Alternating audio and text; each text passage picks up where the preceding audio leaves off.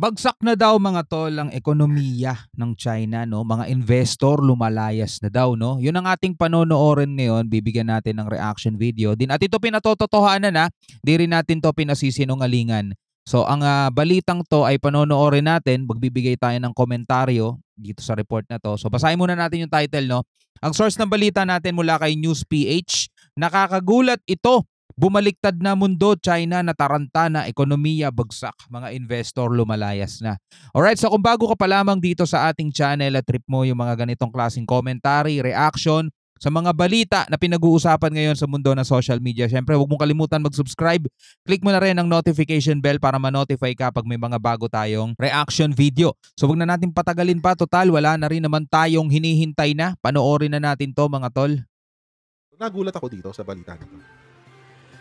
November 6, 2023. This is very, very recent. China's first deficit in foreign investment signals the West's de-risking pressure. Ano ibig sabihin? Nag-negative $11 billion. Grabe. China inbound foreign direct investment. Mga $11 billion nag-negative. Oh. Negative 11.8 billion mga tol dollars yan. Ganun bumagsak. Oh. Grabe, no? So tuloy natin. Negative ha? As in below zero. Negative 11 billion US dollars ang China pagdating sa foreign investment. Mga kutsero, this is unprecedented. For the last 25 or so years, 25, 30 years, si China, maraming foreign investors dyan. Oo. Maraming namumuhunan dyan negosyo. Bakit? Kasi mura ang labor, etc. etc. Mas marami yung kinikita nila. Sasaluhin na lang nila yung risk kahit walang kwenta yung gobyerno. Saluhin na lang yung risk, pero kung triple or quadruple naman nakikitain mo, why not? Kaso ang problema, nag-iiba na ang tono ng Chinese government. Nag-iiba na ang tono ng Chinese Communist Party. Yes. Naghigpit sila sa mga foreign investors in the name of national security. Ito ang nangyari. China recorded its first ever quarterly deficit in foreign direct investment according to balance of payments data, underscoring capital outflow pressure and Beijing's challenge in wooing overseas companies in the wake of a de-risking move by Western governments. Ano po yung sabihin ng de-risking? De-risking, mga kutsero, it's quite a new term pagdating dito sa international relations at international business. De-risking kasi ito yung pagbabawas mo ng risk. Pagbabawas mo ng risk sa mga puhunan mo, sa mga negosyo mo. Bakit? Kasi mga kutsero, itong pandemic, according sa mga ibang nabasa ko, if there's one thing na naipakita nitong pandemic, ay kung gaano ka-reliant o kung gaano nakadepende ang karamihan ng negosyo ng buong mundo sa China. So ano nangyari? Dahil nakadepende ang produkto ng karamihan ng buong mundo sa manufacturing ng China, tumigil ang karamihan ng negosyo. Lalo na nung nag-extend ng sobra-sobra yung zero COVID policy nila. Totoo yan mga kapatid, no? Actually, no, nasaksihan natin yan kasi syempre mga buhay na tayo niyan eh. No, napakarami ng mga negosyante. Huwag na tayo lumayo, no, sa ibang bansa. Huwag na tayo lumayo. Dito na lang tayo sa Pilipinas, mga tol. Maraming empleyado nawalan ng trabaho, 'di ba? Dahil nagsara, dahil sa COVID pandemic. Pero naging mga online seller, naging natutong magbenta sa online, lalo particular sa TikTok mga tol, sa Shopee, sa Lazada. Lahat mga produkto niyan ay nanggagaling. Alam na natin mga tol kung saan galing yan, sa bansa nila syempre. So naging malakas talaga at napakaraming yumaman, no? Minsan nakakapanood tayo sa mga social media platform, pineflex nila yung mga kinita nila sa isang live selling nila, kumikita ng milyon, kumikita ng grabe, 'di ba? Na hindi mo aakalain na pwede ka palang kumita ng ganun kalaki, na hindi mo kikitain yan sa pagiging empleyado mo sa trabaho mo, 'di ba? Kaya yung iba nagsasabing parang nakabuti pa daw yung pandemic sa kanila, 'di ba? Parang nakabuti pa daw yung pagpasok nung kasi lumabas talaga yung mga special skills nila. 'Di ba? Lumabas yung naalala ko dati nung nagne-networking pa ako, mga tol, kasi naging networker ako dati. Pag nag-aalok ako, nag-i-invite ako, lagi nila sinasabi ayaw nila magbenta-benta, ayaw nila benta-benta, ayaw ko ng mga ganyan. Pero tignan mo, nung nagkaroon ng pandemya mga tol, 'di ba? Mga naging online seller lahat. 'Di ba? Akala ko ayaw nila magbenta-benta pero dun pala sila magaling. 'Di ba? Dun sila yumaman, dun sila talagang ang galing kaya nga nauso yung salitang budol 'di ba? Dun sila nakabudol. Mga tol, napakalaki ng industriyang 'yan at yung mga produktong 'yan dito kinukuha no sa bansang 'to mga tol. At napakaraming natulungang Pilipino. Actually, mga ngayon makikita natin yung iba na nakapagpatayo na ng bahay, 'di ba? Meron na silang mga malalaking warehouse, truck yung mga produkto nila, 'di ba? Ang galing, nakaka-inspira, no? So tuloy natin 'to, balik tayo rito. Na lahat ng tao ay nakakulong sa mga bahay at hindi makapagtrabaho yung mga nagtatrabaho sa mga planta. So, syempre, as a businessman, anong iisipin mo?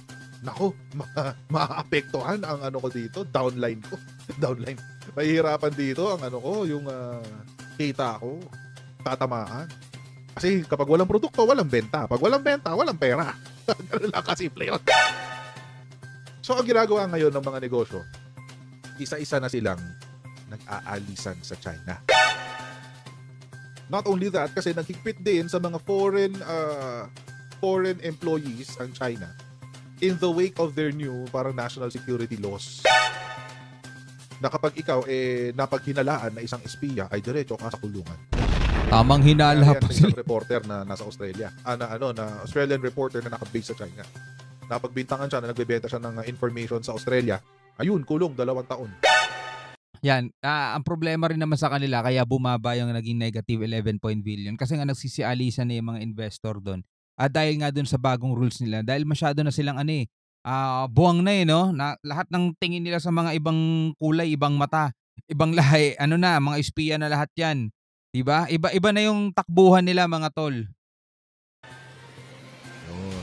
Bintang lang yun Wala pang napatunayan yun. Mm-hmm. So may ganyang ganap. But anyway, ito nga sabi.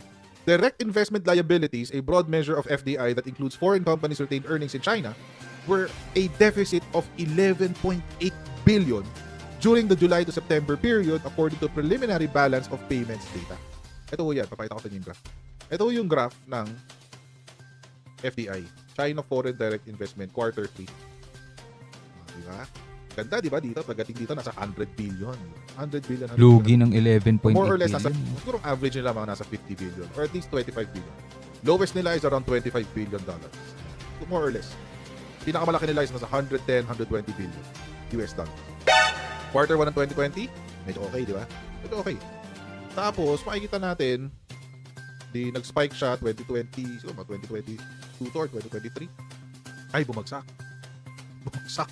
Parang bundok nag-slide down. Umangat ng konti. Siguro this is around the time na yung extension to ng zero COVID policy. Kaya bumaba ulit, tapos dire-diretso na siya. Nag-slump na siya. Nag-negative. 0 billion. Yan, 0 billion. Nag-negative na siya. Negative 11.8 billion US dollars. Grabe to. So mas maganda pa pala ang investment performance natin sa Pilipinas. Mas maganda pa pala ang investment performance natin sa Pilipinas. Kung ikukumpara natin sa China in terms of foreign direct investment ditong nakaraang 3 quarter. Diba? Ayan. Ito na yung dahilan. The outflow of foreign direct investment or FDI is a reflection of the sharp deterioration of... Wait lang. Dalaki na ito. Kasalanan din nila yan. The deterioration of China's economic prospects, the world's second largest economy, continues to struggle with a sluggish COVID recovery, a deterioration in consumer and business confidence, and an ongoing decoupling and deglobalization trends. So parang sinabotahin ng China yung sarili nila. Negative 11.8. My goodness. Grabe. Nito, guys. What they're saying is some of the weakness in China's inward FDI may be due to multinational companies repatriating earnings. Ibig sabihin, ibinabalik sa Amerika yung kanilang kita. Hindi na sila nagre-reinvest sa China. Binabalik na nila sa kung saan sila nanggaling na bansa. And the proof is this. Manufacturing moving out of China for friendlier shores. Ito po balita noong August 7, 2020. nag-aalisan ng negosyo sa China. Mga Wala eh, mga sabog kasi, mga sabog kasi. Sila ang nagsasabotage sa sarili nila eh. Biruin mo, oh, mas maganda pa pala yung foreign investment natin dito sa ano no, sa Pilipinas. Sa kanila negative 11.8 billion, ganong kalaki yung nawala, mga tol. 'Di ba? Negative, no? Negative na. Nagsisilayasan na yung mga investor sa kanila eh kasi ganun yung ano nila eh, ginagawa nila eh. 'Di ba? Kakaiba yung mga kilos nila eh. foreign investors. Example. Ayan. Ano yun? Example. Intel. Intel has said that it's considering moving some of its manufacturing out of China to the United States to comply with US government regulations. Microsoft has said that it is considering moving some of its manufacturing out of China to Europe to reduce supply chain risks. Ito yung naging problema ng pandemic eh. Di ba lahat ng negosyo nasa China. Lahat ng manufacturing wala, sarado lahat ng manufacturing o di walang negosyo. Yun. Yun yung nagkaroon ng problema sa supply chain. Nike. Nike has said that it's considering moving some of its manufacturing, some pa lang naman, out of China to Southeast Asia to improve quality and reduce costs. Oh. Dell announced that it will be moving some of its manufacturing out of China to Vietnam and Mexico to reduce costs and improve efficiency. Kaya pala nag-negative 8 billion. No? 11.8 billion. Other countries. Pero kakaiba yun. Para sa China, hindi namin kayo kailangan. Kaya namin to ng sarili lang namin, di ba? Kasi ang daming umu-order sa kanila eh. Yung mga yung mga manufacturing na made in China talaga, yun ang inilalaban ngayon nila. Pero yung mga foreign investor, sige, magsilayasan kayo, hindi namin kayo kailangan. Parang ganun ang datingan, mga kapatid. Are seizing this opportunity to gain the share of the world's manufacturing. Some of the countries that are becoming popular destination for companies that are moving manufacturing out of China include Vietnam, India, Mexico, Indonesia, and Bangladesh. These countries offer low labor costs, more stable political environment, and closer proximity to major markets. Ito lang yung nakakalungkot dito, guys. So, tinanggal nga nila yung mga negosyo sa China. Sino ang nakinabang? Si Vietnam tsaka si Indonesia dito sa ASEAN. Again, mga kakutsero, ulitin ko lang. The reason kung bakit ganito, kasi si Indonesia at si Vietnam ay merong polisiya sa kanilang mga batas, 100% foreign direct investment friendly sila. Dito sa Pilipinas, may limitation tayo, 60-40 on all industries. Sa kanila, may mga konti lang yung industriya na kailangan 60-40. Sa majority, pwedeng 100% foreign owned. Talo tayo, guys. Lugi, di ba? Nilabas na ng China. Sino nakikinabang? Si Vietnam at si Indonesia. Paano naman ang Philippines? Di pwedeng ed ka lang. Tayo sa Pilipinas. Di ba? Di ba, Mr. President? Di ba pwedeng ed ka lang? Bigyan mo naman kami ng trabaho dito. Si India, mga kutsero, nakinabang ngayon dahil si Apple ay lilipat ng India. Si Apple lilipat yan. Apple in particular has been a vanguard in moving its manufacturing out of China and into India. In 2022, Apple tripled its iPhone production in India and it's expected to continue to increase its manufacturing presence in the country in the years to come. So mga kutsero, bakit all of a sudden, biglang merong pag-uusap na magaganap kay US at kay China? It's precisely because of this. It's because of this. Naramdaman na ni China. Akala nila hindi sila tatamaan ramdam nila. Pero no, wala man lang umano sa Pilipinas. Kailangan pa naman sana natin yan. Dami nang walang trabaho rito. Yung bigat ng pressure, ng pagbagsak ng ekonomiya nila. Diba? Second meeting since 2017. Naramdaman na nila Kaya ngayon, meron ng leverage si Amerika. Pwede niya sabihin kay China, o China, para man gusto mo na makipagtulungan sa atin sa buong mundo. Diba? Baka gusto mo na maging friendly sa buong mundo, diba? Mga kutsero, laki ng 11.8 billion Negative.